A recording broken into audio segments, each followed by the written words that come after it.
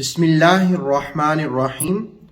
صبح کے وقت سونے سے کیا ہوتا ہے؟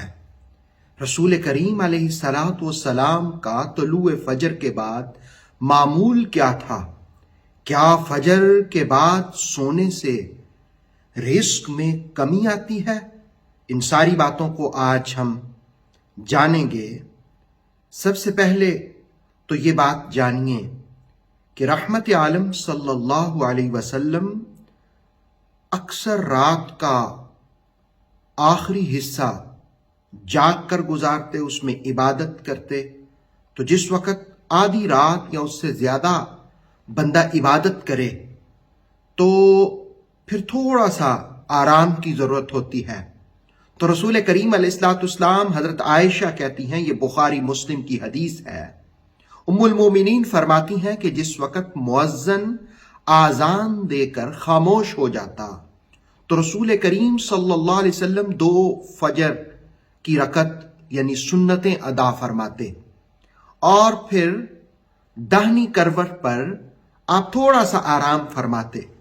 پھر جس وقت مؤذن آ کر اقامت کی اجازت طلب کرتا تو رسول اللہ علیہ الصلوۃ والسلام مسجد میں تشریف لے جاتے۔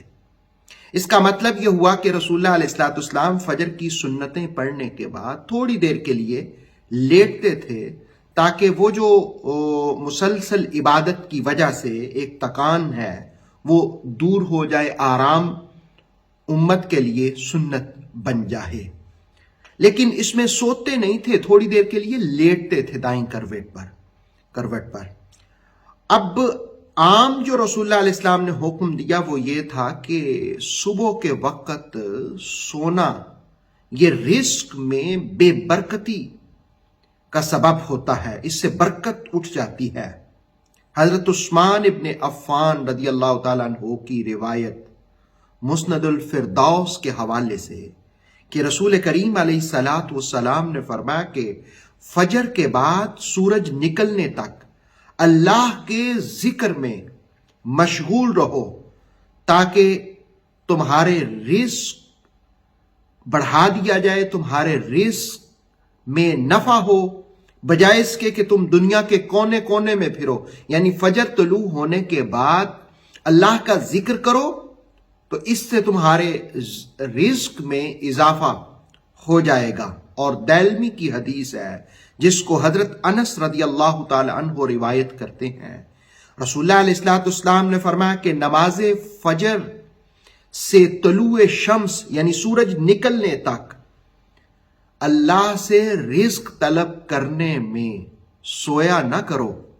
حضرت انس سے پوچھا کہ اس حدیث کا معنی کیا ہے؟ آپ نے فرمایا کہ 70 مرتبہ تسبیح کرو، تکبیر کہو، استغفار کرو۔ جس وقت تم فجر کے بعد 70 مرتبہ تکبیر، تسبیح اور استغفار کرو گے، اللہ رب العالمین تمہارے رزق میں اضافہ فرما دے گا۔ اور ایک اور حدیث ہے جس میں کہا گیا کہ تقدیر کے آگے کوئی احتیاط، کوئی تدبیر کام نہیں آتی۔ رزق کو کوئی چیز روکتی ہے تو وہ دن کے ابتدائی حصے میں سونا ہے، سونے کی عادت، یہ رزق کو روکتی ہے۔ اور پھر آپ نے فرمایا کہ دعا جو ہے وہ بلا کو رد کر دیتی ہے، مصیبتوں کو دور کر دیتی ہے۔ ایک اور حدیث میں فرمایا کہ طلوع فجر یعنی جس وقت فجر کا وقت داخل ہوتا ہے اس وقت سے لے کر سورج نکلنے تک، طلوع آفتاب تک، ایک گھڑی ایسی ہوتی ہے جس میں بندے کے لیے رزق کی تقسیم کی جاتی ہے۔ تو ظاہر ہے جو اس وقت غائب رہا وہ حاضر کی طرح نہیں ہوگا۔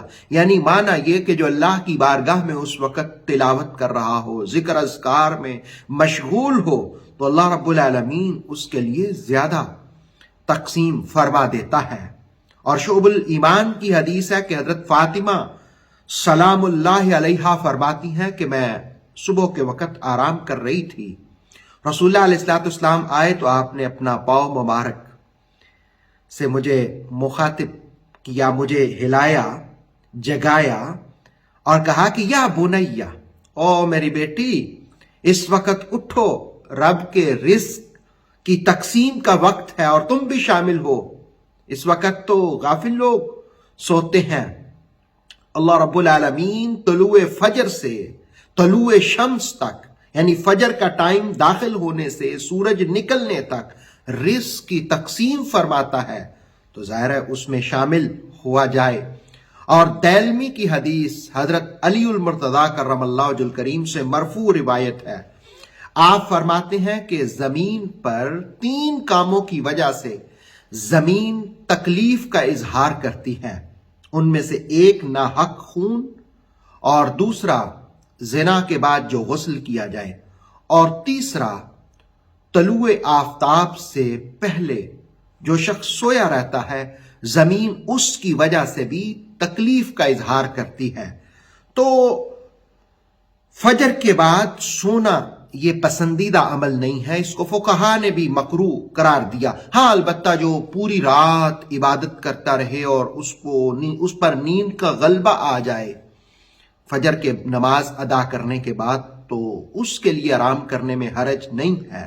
ویسے معمولات یہی ہونے چاہیے کہ طلوع فجر سے سورج طلوع ہونے تک آرام نہ کیا جائے، سویا نہ جائے، اس وقت ذکر اذکار تسبیحات کیے جائیں۔ اللہ رب العالمین عمل کی توفیق عطا فرمائے۔